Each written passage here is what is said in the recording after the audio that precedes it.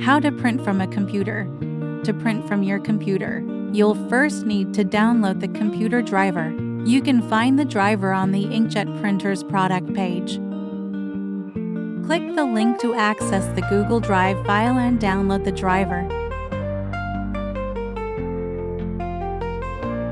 After downloading, please temporarily disable any antivirus software, as it may block the installation process. Double-click the downloaded.exe file. An installation window will appear. Follow the prompts to complete the setup. Once installed, a printer shortcut will be created automatically. Open the shortcut in the Config tab. You can select your preferred language. In the Print tab, for ink type, BK equals black ink cartridge, YMC equals color ink cartridge.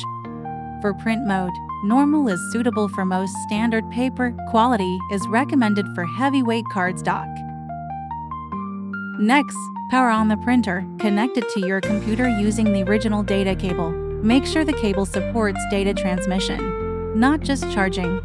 If your computer displays a message saying it cannot recognize the device, try switching to another USB port, as some ports do not support data transfer. Open your document and click Print. Select the printer name Sprinter and click Print again.